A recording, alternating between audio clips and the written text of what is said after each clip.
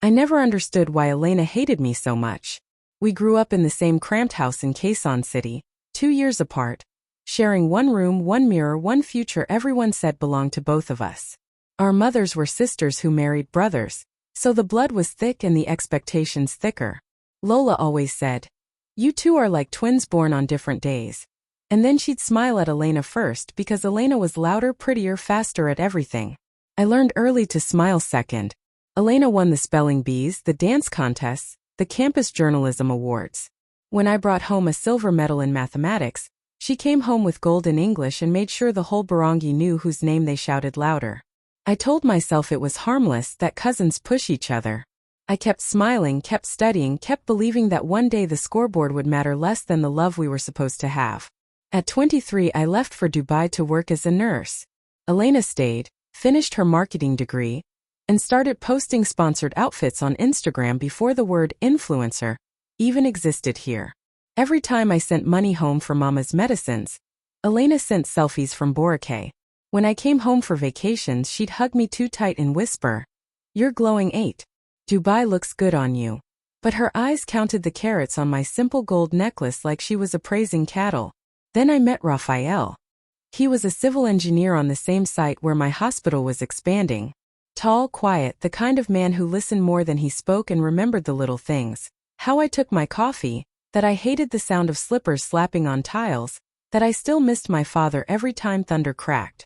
On our third date, he brought me to the rooftop of his apartment in Al Riga and pointed at the lights below. "One day," he said, "we'll build a house with a garden big enough for kids to run without fearing cars." I laughed and told him I was only here on a contract. He answered, "Contracts end. Lives don't have to." We married in a small church in Antipolo 9 months later. Elena flew in for the wedding, first class, courtesy of whatever brand deal she had that month, wearing a champagne gown that caught every camera flash.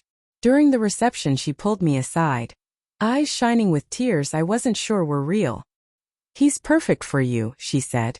"I'm so happy my favorite cousin found her happy ending." Then she kissed Rafael on both cheeks, lingering half a second too long, and I felt something cold crawl up my spine. I was pregnant by the time I turned 27. Rafael and I moved back to Manila for good. He'd been offered a partnership in a firm, and I wanted our child born where my mother could carry him without needing a passport. We bought a modest house in BF Homes, 3 bedrooms, a patchy lawn, the kind of place Elena's followers would call starter home with a laughing emoji. She visited the day we moved in, heels clicking on the bare concrete, nose wrinkling at the smell of fresh paint. "Cute," she said, spinning slowly in the empty living room. "Very practical." She placed a manicured hand on Rafael's arm. "You deserve this, Clea. All those years of hard work." The way she said it made it sound like I'd been lounging under palm trees while he slaved away. The first crack appeared 6 months into my pregnancy. Rafael started coming home late, saying the firm had new projects in BGC. I was swollen, exhausted, hormonal. I told myself it was normal. Then one night I woke up at 2 a.m. to pee and found his phone lighting up on the nightstand.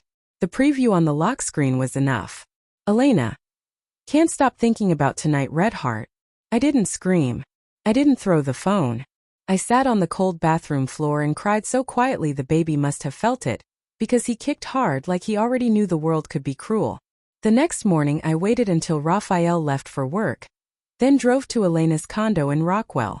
She opened the door in silk pajamas, hair tousled just enough to look accidental, and for the first time in 30 years I saw genuine shock on her face. 8, she started. I wasn't expect. I held up the screenshot I'd taken.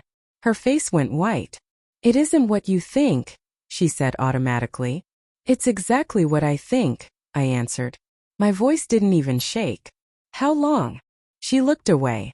3 months. Just happened. You were always so tired. He was lonely. I was there. You were there, I repeated. The words tasted metallic. Like you've always been there. First in line. First to be seen.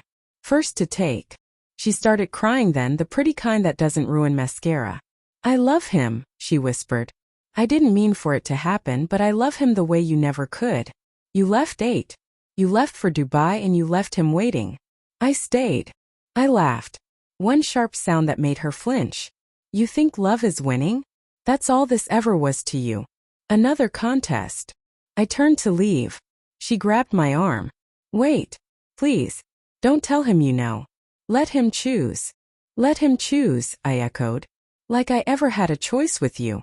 That night I packed a suitcase for Mama's house and left my wedding ring on the dresser with a note that said only, "Ask your best friend why I'm gone." The divorce was quiet. Raphael begged, sent flowers, showed up at the hospital where I'd gone back to work in the NICU. He swore it was a mistake, that Elena meant nothing, that he'd ended immediately. I looked at him holding our newborn son Matteo, born 3 weeks early from all the stress, and felt exactly nothing. Elena, of course, posted a black square on Instagram the day the annulment was finalized. Caption: "Sometimes love isn't enough." Her followers flooded my notifications with hate, calling me jealous, bitter, the cousin who couldn't stand to see her shine. I disabled comments and kept working double shifts. 2 years crawled by. I bought my own little condo in San Juan with savings and overtime.